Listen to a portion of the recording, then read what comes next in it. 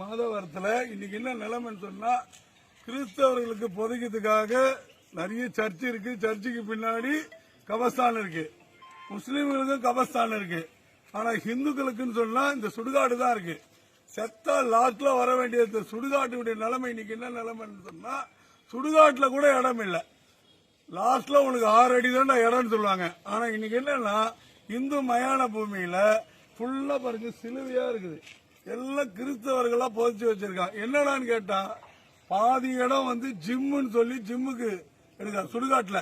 ஏன்னா மாதவரத்துல இடமே இல்லை பாரு, புறம்போக்கு இடம் எவ்வளவு இடம் இருக்கு. அதெல்லாம் விட்டுட்டு சுடுகாட்டுல வந்து லாஸ்ட்ல செத்தா நீ போறது சுடுகாட்டா, அந்த சுடுகாட்டை கூட வச்சு வைக்க மாட்டேன்றீங்கன்னா என்ன அர்த்தம்? இதான் திராவிட மாடல் அரசா? சுடுகாட்டை வந்து ஆக்கிரமிச்சு வச்சிருக்கான். இங்க இருக்கிற இந்துக்கள்லாம் இன்னைக்கு கொதிச்சு போயிருக்கிறான். இது பெரிய பிரச்சனையா ஆச்சுன்னு சொன்னா அதுக்கு காரணம் இந்த அரசாங்கமா தான் இருக்கும். சுடுகாடு இந்து சுடுகாட்டுல ஏன் இந்துக்களுக்கு தானே புதைக்கணும்?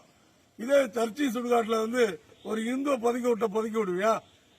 ஞானஸ்தானம் கொடுக்கணும் புதைக்க விட மாட்டேன்ற. ஏன்னா இந்து அப்ப இந்து நேரத்தில் வந்து பொதி இங்க இருக்க சிலுவெல்லாம் யார் எடுக்கிறது சொல்லு?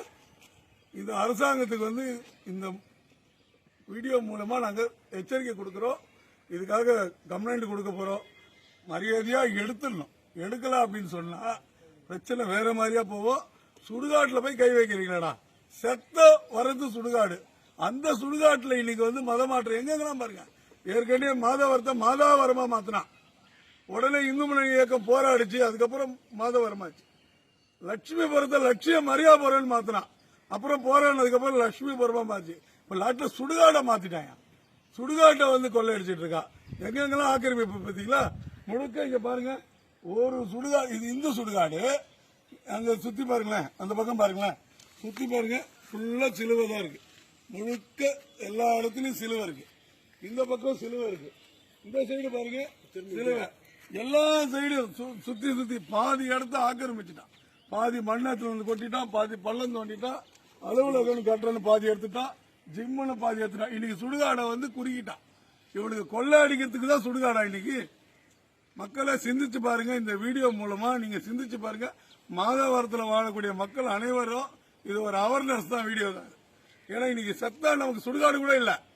நல்லா புரிஞ்சுங்க. வாழ்க்கையில வாழும் போது 6 அடி நிலம் தான் உனக்கு சொந்தம்னு சொன்னான். அந்த 6 அடி நிலம் கூட இன்னைக்கு சொந்தம் இல்லைன்றது மாதவரம் சுடுகாட்டுல காட்டுது. உடனடியா இங்க இந்து மயான பூமின்னு போடணும். இந்து அல்லாதவர்களை உள்ள புதைக்க விடாது. அப்படி புதைச்சா மீண்டும் ஏதாவது வந்ததுன்னு சொன்னா இந்து முன்னணி இயக்கம் இங்க போராடுன்றது எச்சரிக்கையோட சொல்ற. கேட்டுங்க. பொதுமக்கள் சொல்லுங்கப்பா, உங்களோட பிரச்சனை என்ன சொல்லுங்க. போராடுவோம் போராடுவோம் போராடுவோம். உங்க பிரச்சனையை சொல்லுங்க. மீட்க போராடுவோம். உங்க பிரச்சனை என்னன்னு சொல்லுங்க. உங்க பிரச்சனையை சொல்லுங்கப்பா. அதனால நம்மளுடைய வாழ்க்கையில தெரிஞ்சுக்க வேண்டியது